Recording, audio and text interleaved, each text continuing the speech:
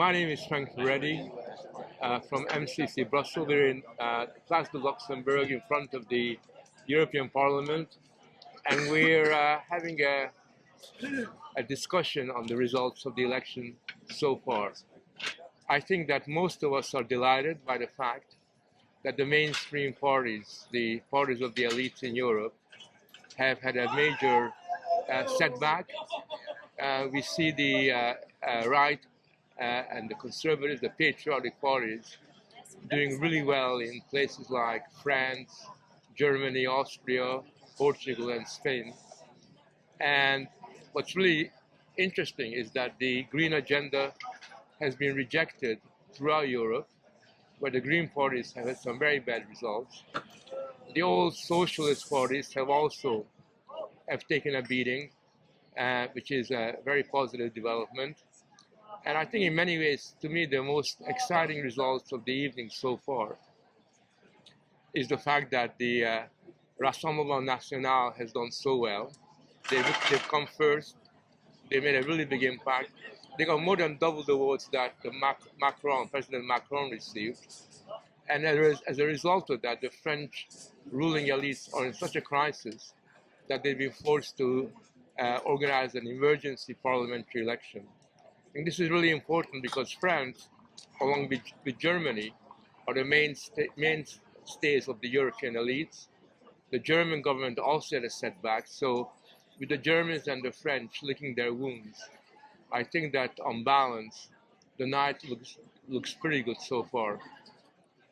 So I'm Maren, also from MCC. So my take on the German election so far is that the exit poll clearly show that the German public is rejecting the ample politics of SPD, FDP and Greens wholesale. They have elected the CDU and the AfD in Eastern Germany.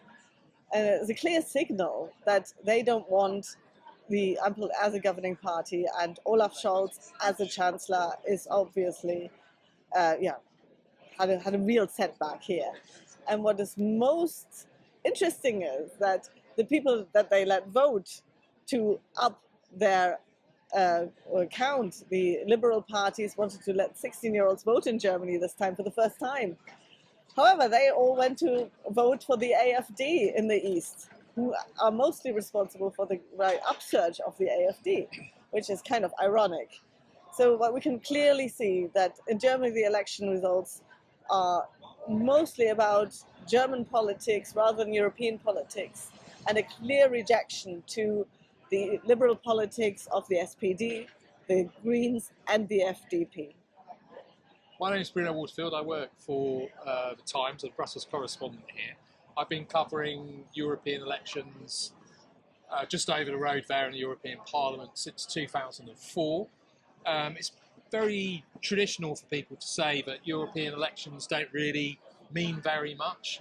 But today I think we can see that they do. It's absolutely unprecedented since these elections started in 1979 that a result has triggered an emergency national election, and that's what's going to be happening in France. So stunning and such a heavy blow and defeat it was for Macron that he's having to call a national election. These elections, with the trends that people have been talking about across Europe, have caused such a problem in France. He's taking the very, very high risk approach of holding elections to the National Assembly where he doesn't even have a majority to begin with, and to do that he is going to have to pose this as a question of his authority versus the authority of people like Marine Le Pen. And we can already see that 2-1, more than 2-1, French voters have already made a decision on this. But I think it's really important to emphasise that in the whole history of European Union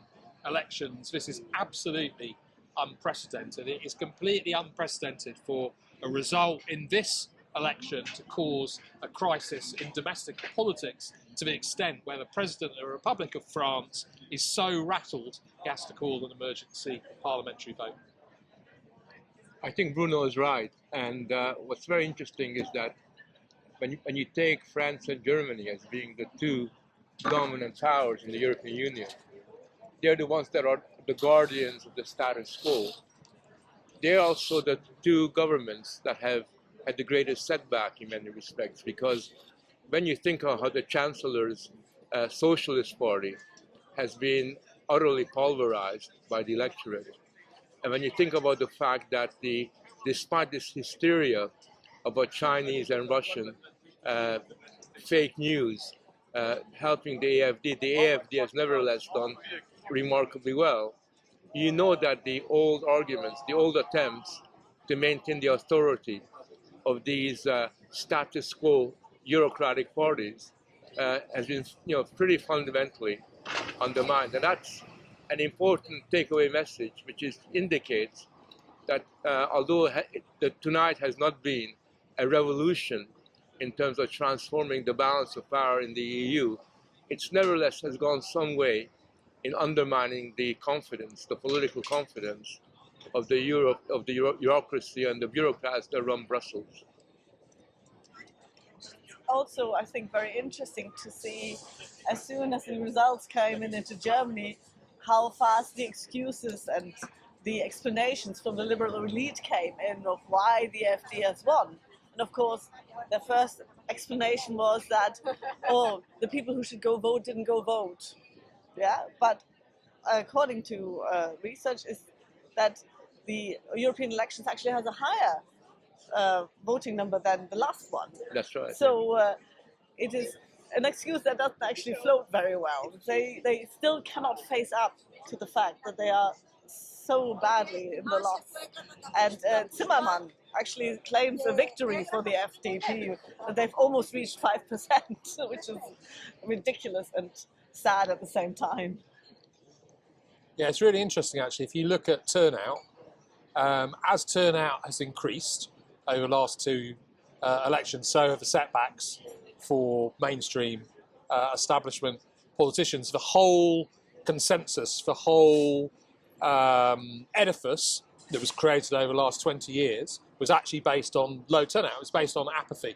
It was based on voters not coming and voting in this election. The EU now faces a really important dilemma. As Frank was saying, it's not a revolution at all, but the EU now faces a really big pressing problem. It faces the problem of, does it change? Does it reform? Do these elections lead to a change in policy, or does it circle the wagons, whatever happens to Macron, and just try to keep it as business as usual? Because one of the things that's really fascinating about all these kind of hard right, nationalist, populist, radical parties is they've all been saying, from Le Pen to Van Grieken, everybody have been saying this is a chance to change the EU. This vote could lead to a change in direction. Now that's a really big challenge for the EU, because it means that if it doesn't lead to a change in direction, what consequences are voters going to draw from that? This is a moment, this is almost a 1989 moment for the European Union, where it can choose to do the right thing, or it can choose to carry on putting its head in the sand, fingers in its ears and singing la la la. And I'm not completely convinced, and maybe what Macron's done will be a trigger to it, but I'm not completely convinced the EU is yet ready to move. I don't think the EU is ready to move, but given the serious rejection of the EU's Green Deal, given the hostility on the part of the European electorate towards the Migration Pact, given just the general attitude that's being communicated through the votes, it's very difficult for the European Union to simply pretend that everything is all right, nothing much has happened. And it seems to me that what we're going to now have is a possibility where people can use the fact that there's been a rejection of EU's policy to basically slow down and maybe limit the negative, corrosive policies that the EU Commission has put forward. So what I think can happen at the very least is that these policies will be to some extent neutralized, and the speed at which they can be introduced will ultimately be sort of slowed down. I I'm very hopeful that as a result of these elections, the parties in the between the nations are going to gain more confidence. The anti-EU, the Eurosceptical parties are going to gain confidence and achieve far greater influence over the national political system than has been the case at the moment. And certainly, I expect that to happen in Germany, Austria, France, Denmark, Portugal, Spain, and that is very much a step in the right direction. I'm still fascinated by the youth woke, that the young people who we all think of as woke, indoctrinated, voting green, voting, everything woke, and they've completely rejected these kind of politics, the politics of the generation before them. And so this fills me with great hope that the German youth is actually principally unwoke. They have really shown their parents what it is to give this rock and roll vote for the AfD. And I'm delighted. I think one of the things that's really interesting, it's been going on for a while, but it's really interesting, is how the traditional scare and smear tactics of establishment politicians, I don't know if people would have watched the sort of propaganda videos from the European Parliament that implied that a vote for the populists, a vote for the nationalists would mean a return to the 1930s with quite shocking interviews actually with victims of the Holocaust, implying that this was what was at stake in this election. One of the things that's very clear is those simply don't work anymore. They certainly don't work with young people. They actually work with anyone. That's really quite important. It shows how they're probably 20 years behind the game, but it really means that something is opening up, and something is opening up potentially, which is a European debate, and quite genuinely a European debate, because these trends in different ways are manifested right across Europe. A genuinely European debate that doesn't necessarily come with all the old sort of bogeyman and all the old shibboleths of left and right wing politics, and that's potentially very, very important. And potentially one of the outcomes of this election is a bit of a renewal of politics. There is potential there. There will, of course, be people in Germany, in France, in Belgium, in Austria who want to shut it down, and we'll see over the next 3-4 weeks over the summer to what degree they are able to do that. I think their ability to do that is now more and more limited. I think that the election shows that what we in MCC Brussels are doing is potentially really, really important, because we are continuing in the business of putting forward a counter narrative, the kind of narrative that appeals to the people that have rejected the politics of the EU elites. And it seems to me that, we're at a moment now where a lot of people in Europe are looking for a genuine intellectual alternative to the stuff that's being presented to them. I do think that we have a very important role to play, because, as Bruno was suggesting, it's quite likely that in the aftermath of these elections, the EU will go into panic button mode.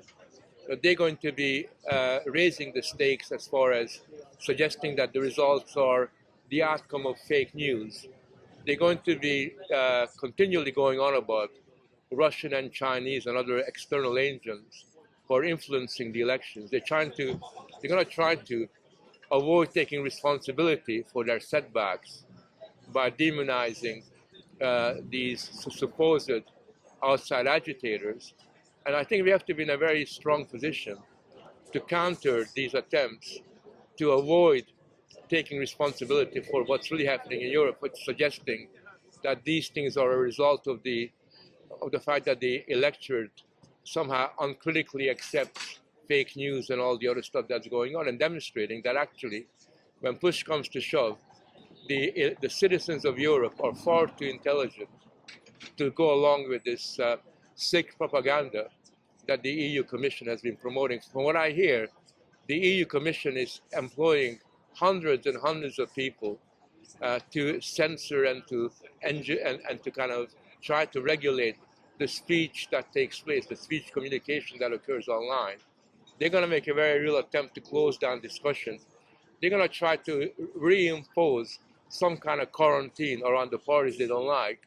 And by the way, the one point that we haven't actually discussed is that the attempt to quarantine what they call the far right, which is actually conservative parties, has had a major setbacks. You can no longer quarantine a party that receives 31% of the vote in France, a party that's the second largest party in Germany. It's very difficult to put them under quarantine anymore. And we have got to make sure that any attempt in the future to do that will be challenged and neutralized.